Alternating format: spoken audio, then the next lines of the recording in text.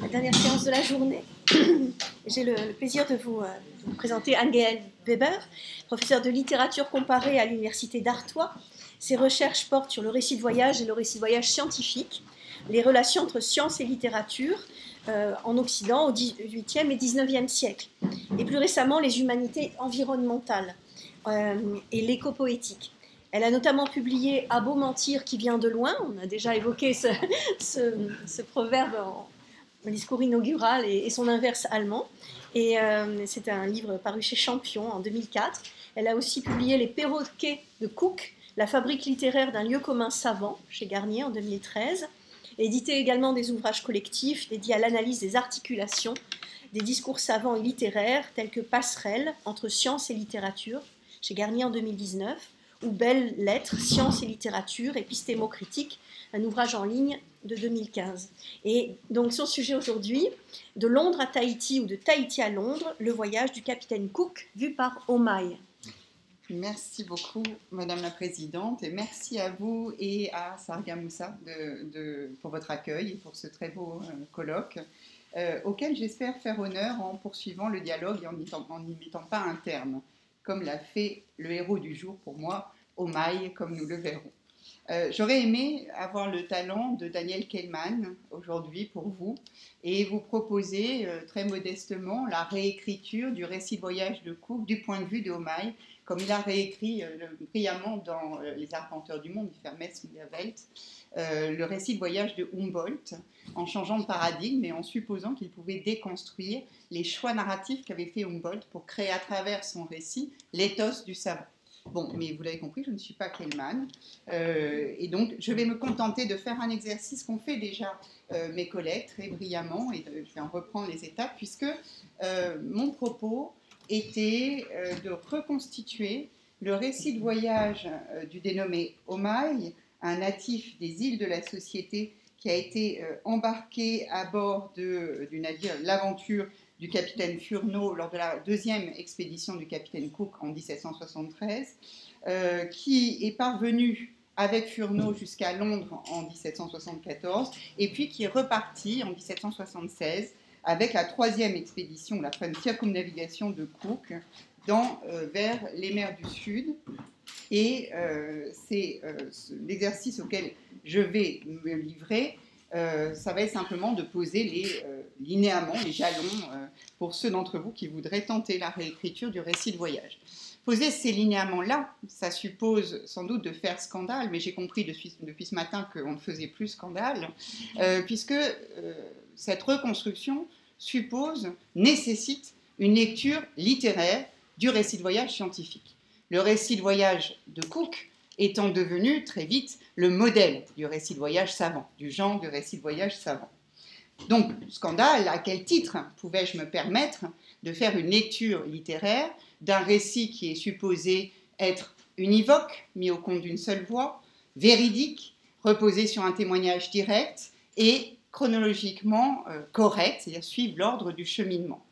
Comment pouvais-je me permettre de lire ce voyage aller comme un voyage retour et le voyage retour comme un voyage aller à partir d'une reconstruction de sources qui vont être quasiment uniquement, je vais m'en expliquer, les récits de voyage de Cook, ce qui suppose que la voix d'Omai sera toujours soumise à celle du conquérant qui a fait d'Omai l'ambassadeur des Anglais pour qu'il puisse légitimer le pouvoir de Cook, le pouvoir des colonisateurs anglais dans les îles de la Société.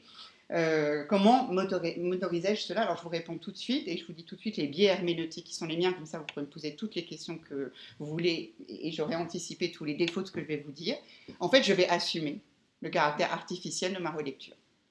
Bon, c'est pas une très très bonne réponse, vous en conviendrez.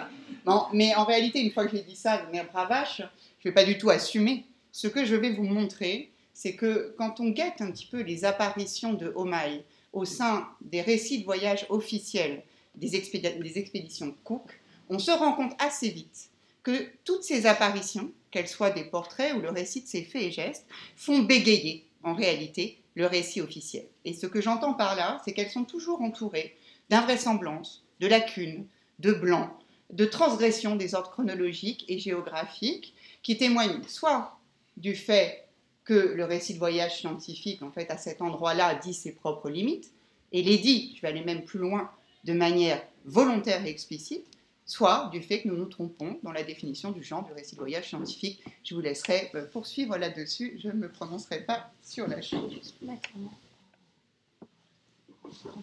Merci. Alors, comme mes collègues, je vais un peu poser les linéaments en fait, de l'exercice auquel je vais me livrer de reconstruction. Je vais exposer les sources, et puis je vais reconstituer un petit peu une relation de voyage. Dans une relation de voyage, on attend à un moment donné qu'il y ait la carte du voyage accompli. Alors, comme je n'ai pas les talents de notre collègue Gilles Bertrand, vous avez sous les yeux une carte moderne, évidemment, des 3 voyages de Cook. Et pour imaginer où est Omai et ce qu'il va faire, imaginez qu'il part de Tahiti, c'est une espèce de centre un peu des 3 voyages, hein, comme vous le voyez. Il va partir de Tahiti, et puis il va poursuivre la flèche bleue qui va vers la Nouvelle-Zélande. S'il avait suivi Cook, il aurait poursuivi encore la flèche bleue qui le ramène à Tahiti et qui repasse par le sud de l'Afrique vers l'Angleterre. Mais il se trouve, figurez-vous, qu'en Nouvelle-Zélande, il y a eu un orage terrible qui a séparé les 2 navires. Et que donc, Omai, qui est à bord du navire du capitaine Furneaux, lui, à partir de la Nouvelle-Zélande, est allé vers la Tasmanie et est revenu en Angleterre de l'autre côté. Il est arrivé 1 an avant Cook. Et puis ensuite, de Londres, alors là, c'est assez classique, il prend en fait le chemin rouge qui est indiqué, donc il part de Londres, il revient par la Tasmanie, ce qui veut dire que dans un récit du 3e voyage, on a des réécritures de ce qui a pu se passer lors du 2e voyage, et puis il revient en fait dans l'île de Ravenay à son grand dame, comme nous le verrons. Donc, ce que je vous ai déjà montré, c'est à quel point, en fait, les cartes officielles des voyages de Cook sont des mensonges. Elles ne reflètent pas l'ensemble des voyages de Cook. Par exemple, ce qui n'est jamais présent dans une relation officielle du voyage de Cook, c'est le récit de voyage de Furneaux. Autrement dit, du navire qui a été dérouté et qui a fait un chemin inverse. Bon, et on verra, c'est pas mieux dans le récit officiel. Alors, quelles sont mes sources? Et là, j'expose un peu mes protocoles. Tu sais, mes protocoles méthodologiques. Donc, ma reconstruction va partir ou se prend appui sur, évidemment, les 2 relations de voyage officielles du capitaine Cook du 2e voyage, donc le voyage vers le pôle sud, et puis le voyage vers l'océan Pacifique, vous aurez compris, donc l'aller d'Omai et le retour, à quoi j'ajoute William Bligh. Alors, William Bligh, fameux pour le naufrage du Bounty, parce que William Bligh est le seul qui va apporter un témoignage sur ce qui est arrivé à Omai une fois revenu à Tahiti et après le départ de Cook, pour le dire vite, sur la mystérieuse mort très rapide d'Omai à Tahiti.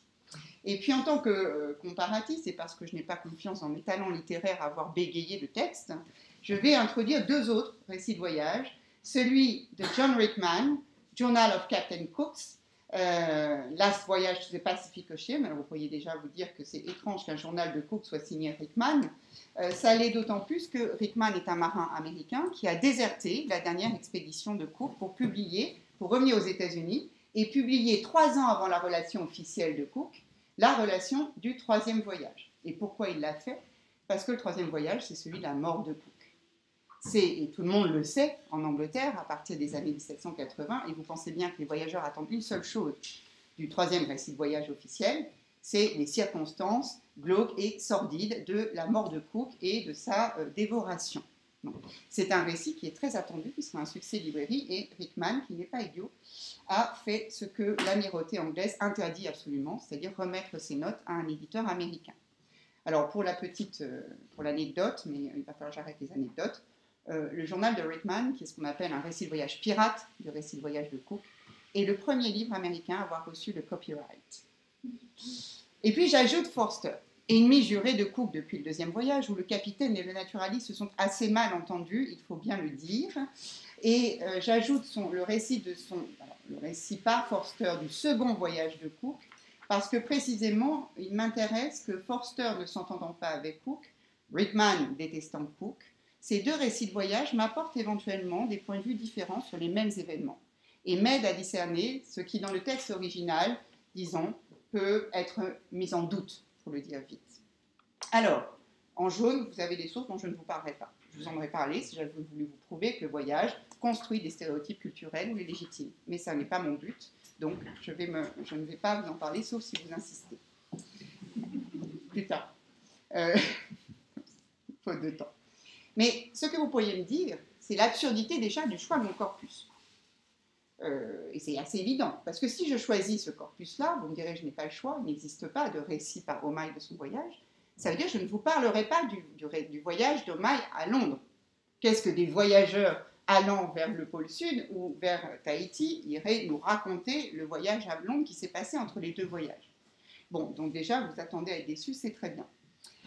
Et la deuxième chose que vous pourriez me dire, c'est mais comment peut-on faire comme si ces textes, mis bout à bout, logiquement, le premier voyage qui me raconte la rencontre avec Omaï et son arrivée à Londres, le deuxième qui me raconte son retour à Tahiti, comment peut-on considérer construire un texte à partir de deux textes très différents, construits dans des circonstances différentes, écrits par des personnages différents? Et comment ose-t-on comparer des points de vue différents? Bon, ben je vais vous montrer comment et pourquoi. Alors, en fait, je n'ai aucun mérite. C'est bon? Oui. Je n'ai aucun mérite. Une fois que je vous ai exposé mes sources, dit leur caractère arbitraire et nécessairement limité, ce à quoi je me suis livrée, en vous montrant la carte aussi, c'est exactement à ce que fait un relateur officiel d'un récit de voyage de Cook. Il se sert de textes divers et hétérogènes, tous les journaux de bord des officiers du capitaine des naturalistes, après quoi il reconstruit à la première personne, une première personne d'un narrateur entièrement fictif dénommé Cook, l'ensemble de la relation de voyage. Donc, d'une certaine manière, je fais comme eux, je prends les textes que je veux. Je vous dessine la carte, et puis ensuite, je fais quand même, comme on le fait dans une instruction de voyage officielle, dans la préface des relations officielles, une légère biographie de mon personnage principal, c'est-à-dire de Omaï, non pas en tant que personne, vous allez voir, mais en tant que figure. Il faut bien quand même que je vous dise qui est Omaï. Et pourquoi en tant que figure? Parce qu'en réalité, pour vous en dresser le portrait de Omaï, je vais me référer forcément à ce que les récits de voyage, les sources en fait, racontent lors de la première arrivée à bord d'Omaï. C'est là normalement que je devrais trouver le premier portrait d'Omaï, ce qu'était cet indigène au moment où il est arrivé à bord. Et la première surprise qui peut être intéressante, je reviens à la slide précédente, c'est que, alors que je vous disais que rien n'est dit du récit de voyage d'Omaï à Londres, en réalité, lorsque vous ouvrez le premier tome du récit du second voyage de Cook, donc le voyage vers le pôle sud, et qui est raconté à peu près aux 2/3 du premier tome, l'arrivée d'Omaï sur le bateau de Furneaux et la demande de Furneaux faite par Furneaux à Cook de conserver Omaï à bord, apparaît un très long portrait d'Omaï. Et un portrait d'Omaï qui raconte l'ensemble des aventures qu'il a vécues à Londres, voire même le moment où Omaï a réembarqué sur le navire de la 3e expédition en 1776. Le texte dont je vous parle a été publié en 1777. Le Aï qui parle, qui est supposé être Cook, est en train donc de nous raconter ce qu'Omaï a vécu à Londres et la manière dont Omaï s'est réembarqué, alors que Cook, je vous le signale, est parti un an plus tôt dans sa 3e expédition. On le voit assez bien, en fait, en lieu et place du premier portrait d'Omaï, ce qu'on a dans le texte de Cook, qui est la source principale en fait, de toutes les biographies qui ont été faites d'Omaï, est une reconstruction a posteriori, mise au compte d'un narrateur fictif, en fait, de témoignages divers qui excèdent de loin le cadre chronologique du récit de voyage scientifique. Pire encore, le portrait en fait se soucie assez peu de ce qu'est Omaï, il indique surtout le grand succès qu'a été l'acculturation d'Omaï à Londres.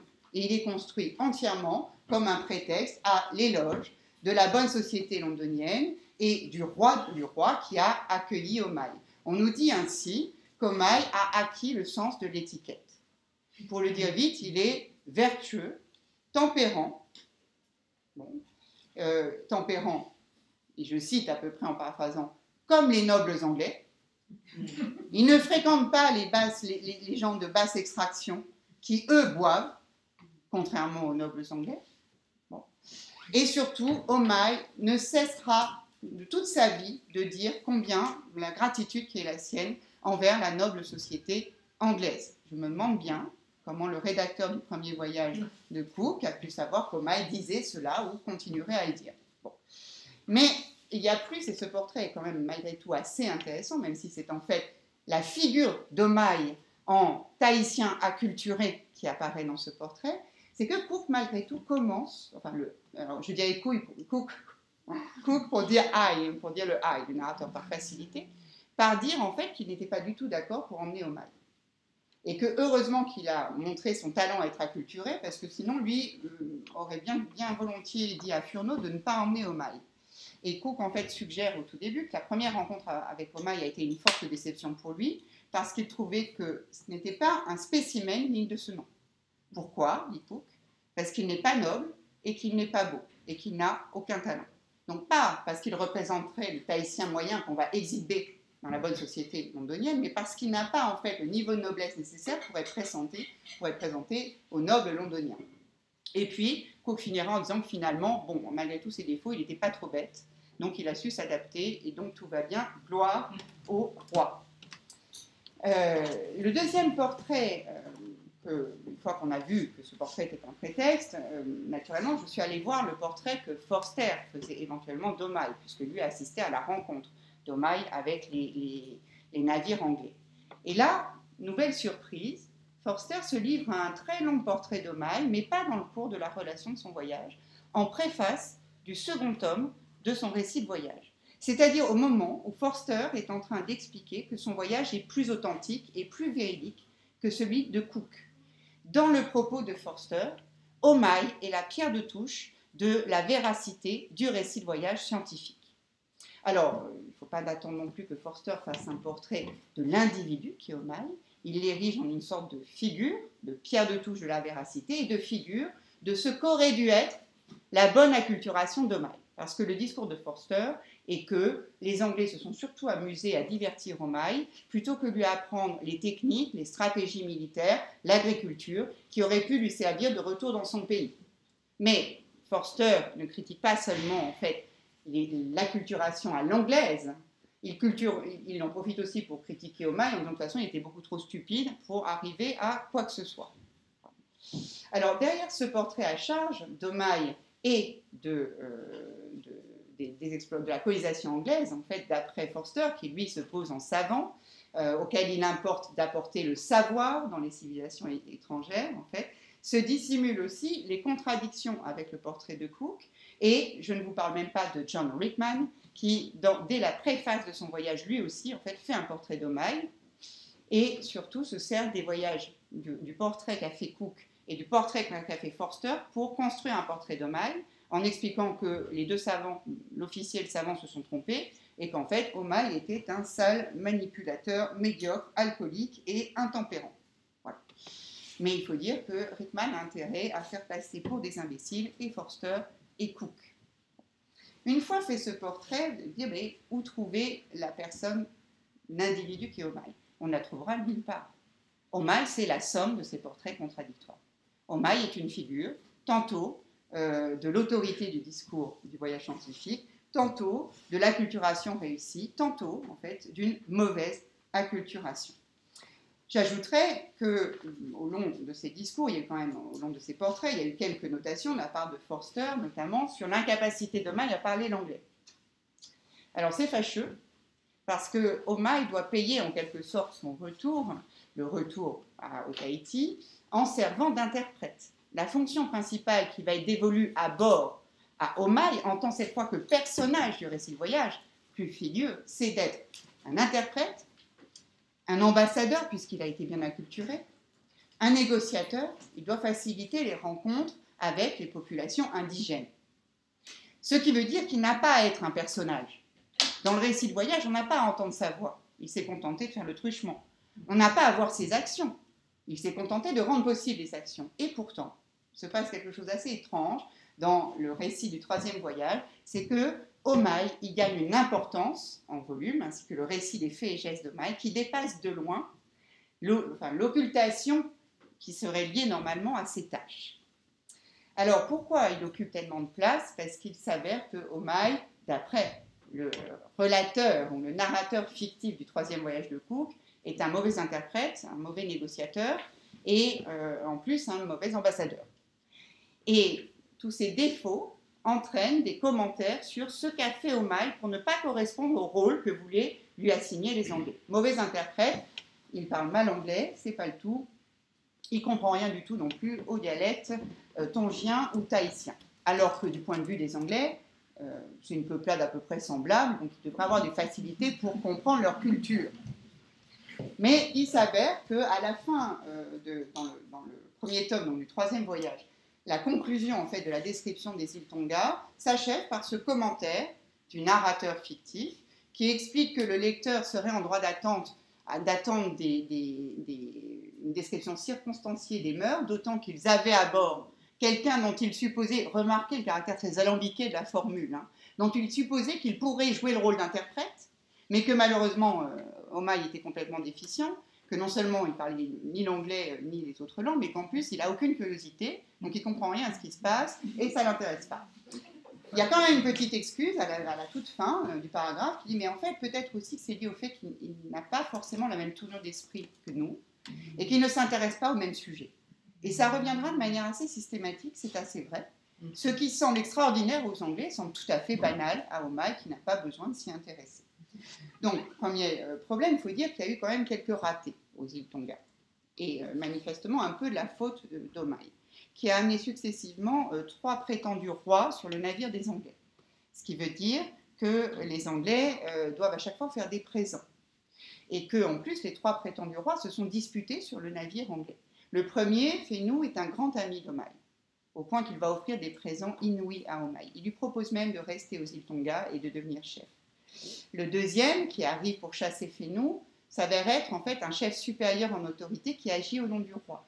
Et puis le roi va arriver et chasser en fait le deuxième dans un procédé assez comique quand on lit la scène de répétition où on voit les Anglais à chaque fois se mettre en quatre pour accueillir un faux roi et s'énerver un petit peu du fait qu'Omai n'ait pas compris les rangs des nobles qui les accueillent. Mais ce qui est aussi amusant, c'est que le narrateur ajoute à ce moment-là que Omai n'a sans doute rien compris à la langue en fait, des Tongiens, sauf qu'on comprendrait mal alors pourquoi les Tongiens lui proposent de devenir chef d'une de leurs îles. Par contre, on comprend très bien qu'Omai est tout à fait intéressé à ce que les Anglais ne comprennent pas qui est le véritable roi et dote son ami Fénou, qui lui a proposé des terres, de nombreux présents. On commence à voir apparaître derrière le rôle qui est assigné à Omai par les Anglais, la manière dont lui-même se sert de ces rôles pour sa propre visée, pour son propre intérêt. Il y a d'autres ratés très amusants qui apparaissent notamment au moment où Omai se fait à proprement parler l'interprète des Anglais et de leur inquiétude principale. Dans le troisième voyage, rétrospectif, quelle est l'inquiétude principale des Anglais? Le cannibalisme. Souvenez-vous, c'est le voyage qui raconte la mort de Cook et qui commence avec un petit détail qui avait concerné le voyage de Furneaux, sur lequel on était passé très vite dans la deuxième relation, qui était le fait que la moitié de l'équipage de Furneaux en Nouvelle-Zélande avait été dévoré aussi par des sauvages. Donc l'obsession absolue du troisième voyage, et ça se lit en fait dans la manière dont le récit de voyage à chaque étape de la visite finit par se demander si les mœurs religieuses impliquent du cannibalisme ou pas, c'est le cannibalisme. Et Omai l'a bien compris. Si bien que lors d'une des visites juste après la Nouvelle-Zélande et allant vers les îles de la Société, Omai est supposé se tenir sur le pont du navire. Quand les indigènes arrivent en canoë, sa présence doit les rassurer. Donc ils arrivent une peuplade dans une île peu connue qui s'appelle Taewu. Il arrive des canoës qui contemplent Omai, mais qui refusent systématiquement tous les présents qu'il leur offre. Et à ce moment-là, Omai leur demande s'ils mangent de la chair humaine. Le narrateur anglais s'offusque en disant sans doute a-t-il posé la question improprement, improperly, suggérant que Omai a peut-être mal parlé, ou à moins que la question n'ait pas été très courtoise. Mais Omai dit très clairement l'inquiétude principale qui est celle des Anglais. Et la conséquence, c'est évidemment que les indigènes imaginent que les Anglais mangent de la chair humaine et s'enfuient. Donc c'est un raté. Et ce ne sera pas le seul, lié aux interventions d'Omai. Il y a une autre intervention, je vais terminer par là, si tu me demandes. Bien sûr. Je vois. Oui, j'ai 4 minutes. Il me reste 4 minutes. Je terminais par là en abrogeant tout le reste. Alors, donc, en fait, ce qu'on voit assez vite, c'est qu'Omaï apparaît peu à peu comme un double caricatural en fait, des explorateurs anglais. Et je ne sais pas si c'est volontaire ou pas, mais en tout cas, ça figure volontairement dans la relation de voyage. Il y a juste un moment où Omaï n'est pas le double des Anglais, c'est quand ils arrivent, ils mouillent à Tenerife, première escale du 3e voyage, que le narrateur officiel décrit les mœurs des Espagnols, pour dire à quel point ils sont arriérés, comme vous pouvez imaginer, et la description des mœurs se termine par en fait une citation d'un propos d'Omaï, alors indirect, qui aurait dit aux explorateurs anglais que lui, il trouvait que finalement les Espagnols lui ressemblaient aux Anglais et que leurs mœurs étaient identiques. Alors là, scandale du narrateur qui en fait le prétexte au fait que vraiment Omaï est un imbécile qui ne comprend rien aux différences culturelles. Mais si on prend un tout petit peu de recul, on peut se dire qu'Omaï renvoie aux Anglais leur propre jugement. Eux n'hésitent pas à considérer que lui, homme d'Oulaïné, peut comprendre les Tongiens, par exemple.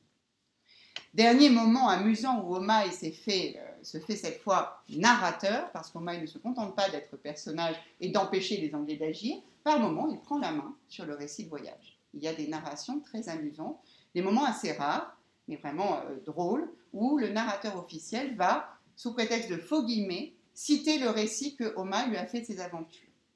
Alors ça se passe dans la fameuse île dont je vous ai parlé, Taï. Finalement, le contact est à peu près noué et Omaï est descendu à bord avec Furneaux, le naturaliste Anderson, pas Cook.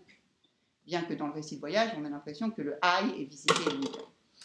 Ça commence très bien, ils reçoivent tout un tas de présents et puis les habitants de l'île font ce qu'on fait toujours, ils les accueillent pour des spectacles. Spectacles de danse des femmes, de combats fictifs des hommes. Et puis, on continue à garder la petite troupe anglaise, sauf que les Anglais commencent à s'inquiéter, et ça figure dans le premier récit de l'événement par les officiers anglais, parce qu'ils se rendent compte très vite, en fait, que les indigènes les séparent les uns des autres. Et puis surtout que pas loin de l'assistance, ou pas loin du lieu où se tient leur pas, ils sont en train de creuser un grand trou, et de mettre le feu dedans. Et à ce moment-là, ils essaient de repartir et les indigènes les en empêchent. Quand subitement Omaï, qui a été séparé d'eux, revient, on les autorise à aller sur la plage, à rejoindre les navires, à condition qu'ils laissent sur l'île tout ce qu'ils ont emporté, c'est-à-dire les coraux et les plantes que Anderson voulait ramener. Les Anglais s'en offusquent. Omaï, ça c'est le récit du point de vue des officiers, leur dit alors que c'est tout à fait normal, parce qu'ils ont mal agi en prenant des plantes, parce que dans cette île, on ne supporte pas que les étrangers prennent quoi que ce soit avant qu'ils aient été naturalisés par des divertissements. Exactement ce qui est arrivé à Omaï à Londres, naturalisé par des divertissements avant qu'on lui remette des présents.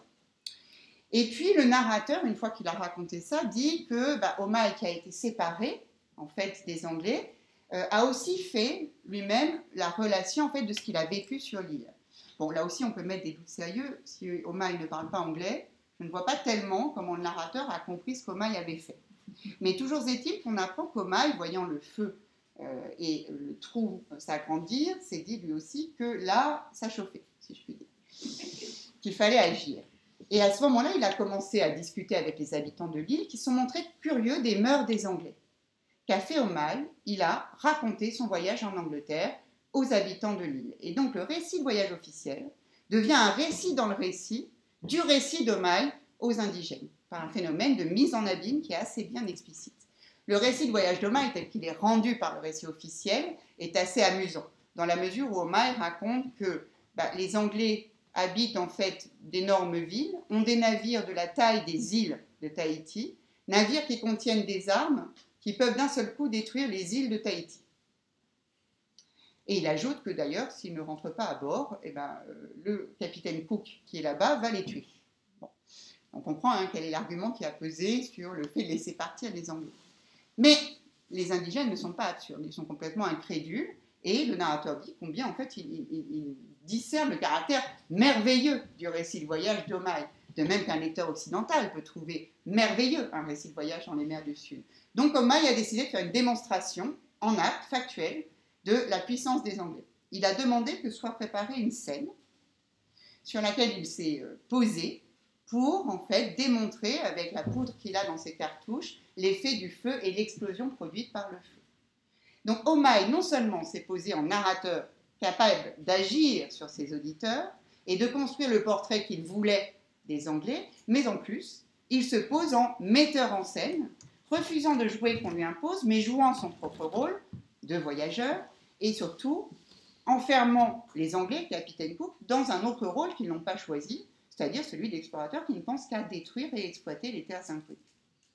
Là, la mise en scène se retourne et je conclurai donc très rapidement, là c'était le discours d'Homais tel qu'il est repris, mais par en fait simplement une petite note. Je ne vais peut-être même pas la commenter, c'était ma conclusion en fait.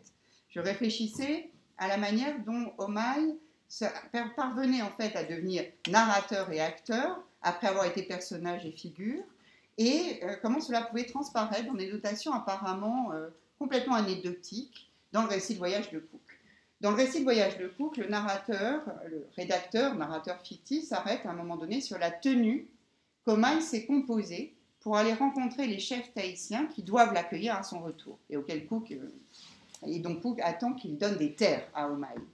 Et vous voyez, ça fait 6 lignes qui montrent simplement un peu l'ébahissement du narrateur, qui explique que Homais et lui se préparent à une visite formelle, et qu'à cette occasion, Homais, aidé par quelques-uns de ses amis, a choisi de s'habiller lui-même.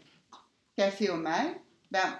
Il n'a pas adopté la mode anglaise, il n'a pas adopté celle de Tahiti, il n'a pas adopté celle des Tonga, ni n'a adopté aucune manière de s'habiller existant sur Terre.